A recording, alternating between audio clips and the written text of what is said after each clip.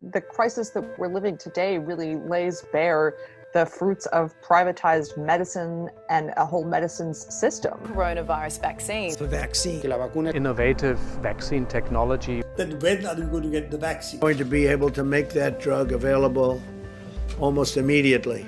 Big conglomerates that are saying, well, do we invest in making a vaccine or do we invest in making the next Viagra, right? So vaccines are competing against other medications and they keep losing out. Private sector finance and private pharma is really interested in drugs that you can use to treat chronic conditions, something like a heart condition where you can take the drug over and over and over again for the rest of your life. But preventing disease isn't actually their business model.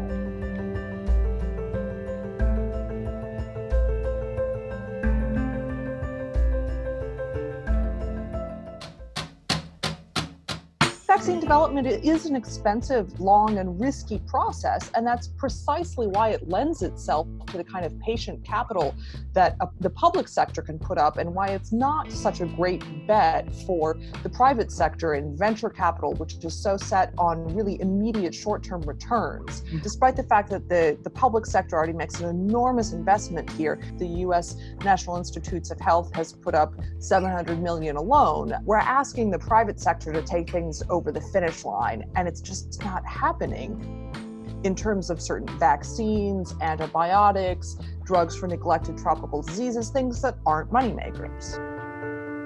So if the public is putting all of this money up at the front end, why don't we own it?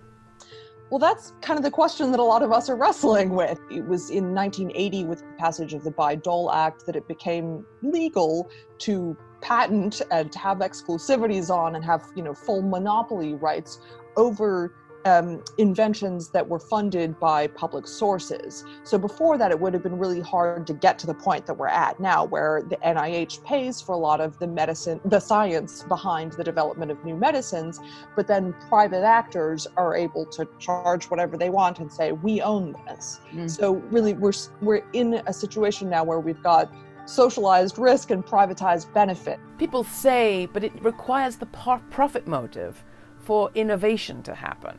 Are you saying that's not true? Well, I mean, the famous quote always comes from Jonas Salk, who developed the polio vaccine, right?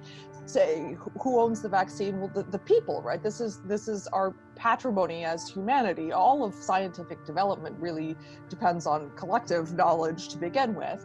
We're running to catch up with the problems of a broken system now, rather than saying, how do we assure on the front end that what is largely paid for by the public is then available to everyone in the public? For all coronavirus-related vaccines or treatments, we have to make sure that the intellectual property is open, that everybody has access, that the medication can be free.